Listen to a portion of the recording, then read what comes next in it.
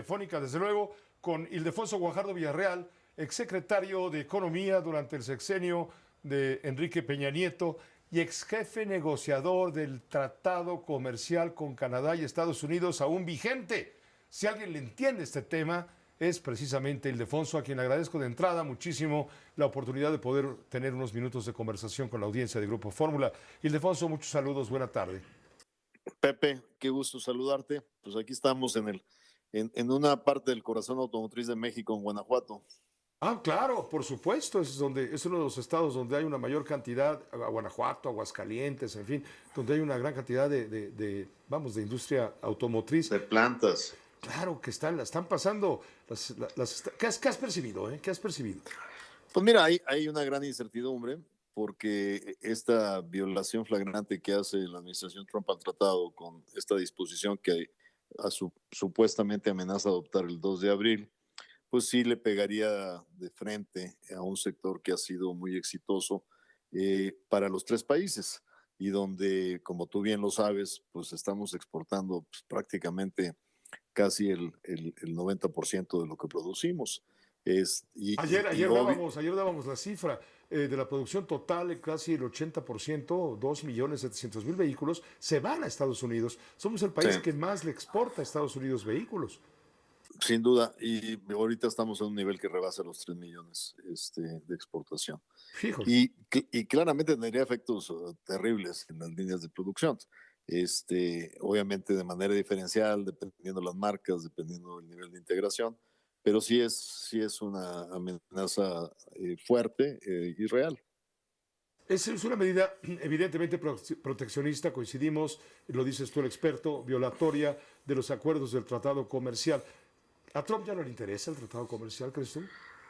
Mira, yo creo que de alguna manera le interesa algo que no necesariamente lo podemos definir como libre comercio, pero que él quiere seguir etiquetando como el mejor tratado en la historia de Estados Unidos.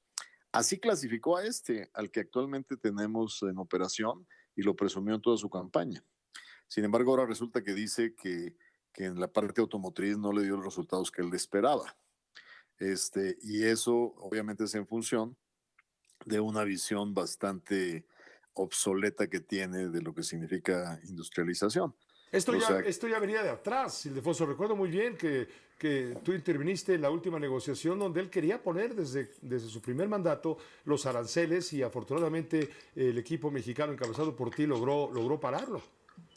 fíjate que si tú te acuerdas cuando se lanzó la negociación en verano del 17, en el discurso de arranque, Lighthizer estableció 5 puntos que allá el presidente de la Cámara de Comercio los llamaba píldoras venenosas.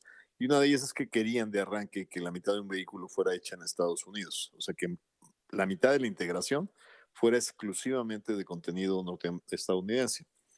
Y nosotros movimos esa pretensión a algo mucho más digerible, que es decir, ok, aumentemos la regla de contenido regional y de esa regla hagamos una cláusula pues que les garantice el establecimiento de plantas de autopartes y automotrices, al menos en una proporción a Estados Unidos. Y por eso metimos una cláusula que decía, del 75%, el 40% tiene que ser aportado de zonas donde el salario mínimo promedio sea de $16 la hora. Es una manera elegante de hacerle una reserva a Canadá y Estados Unidos, pero muy diferente a garantizar el capricho de que la mitad de un automóvil fuera generado por partes norteamericanas. Parecería ser que esta pretensión es regresar a ese objetivo que inicialmente ha mostrado y que no les permitimos lograrlo en la primera negociación. Se habla pues de un 25% de aranceles a la producción automotriz, a los vehículos que exporta México a Estados Unidos. Sin embargo, efectivamente, por efectos del tratado comercial, una proporción de las partes de cada vehículo que se exporta lleva, una proporción creo que es del 40%, lleva regionalmente elementos fabricados en Estados Unidos y esto le da Estados Unidos y Canadá. y Canadá. Y entonces, en un momento dado, se puede castigar al vehículo, sí, pero no totalmente con el 25%, sino solamente al 60% del vehículo, ¿no?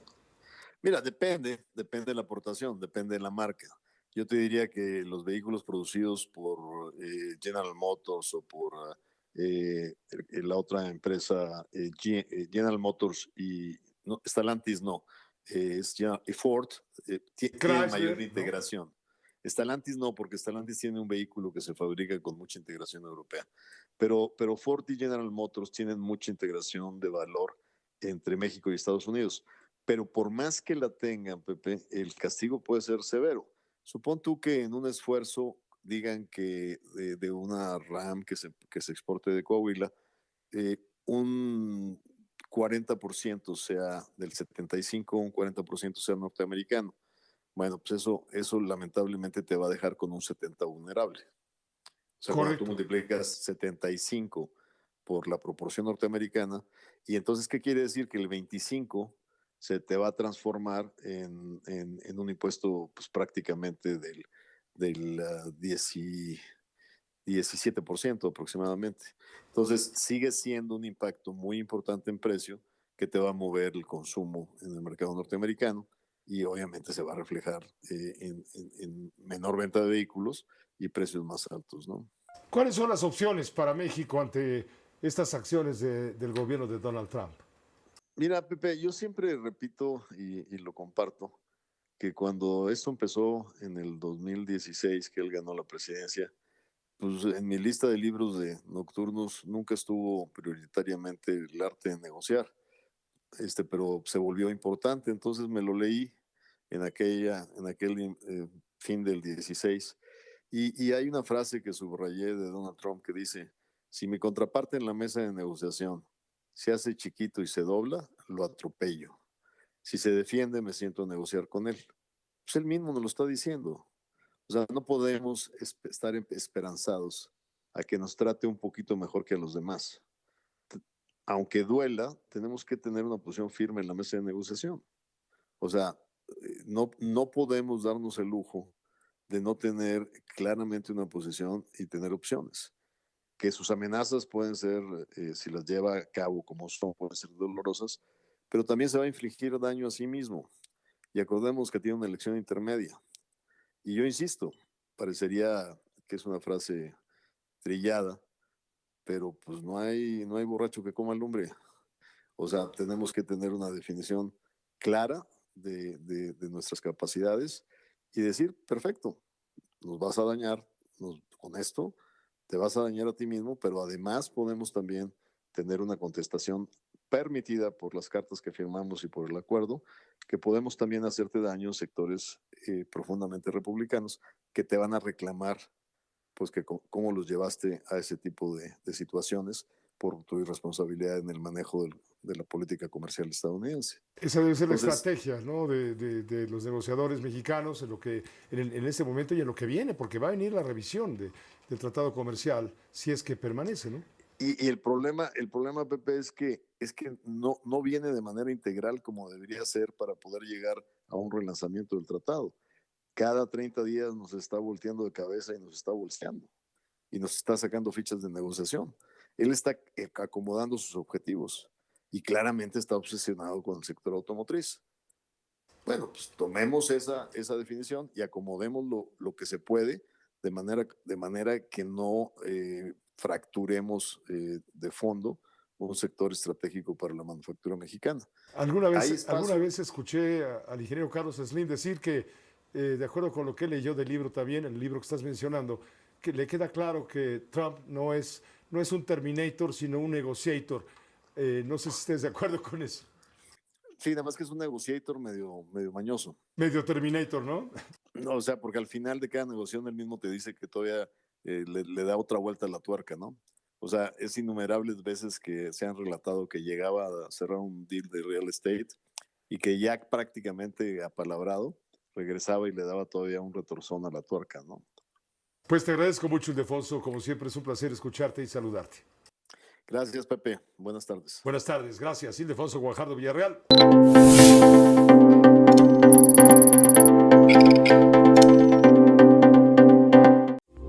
Esta fue una producción de Grupo Fórmula. Encuentra más contenido como este en radioformula.mx.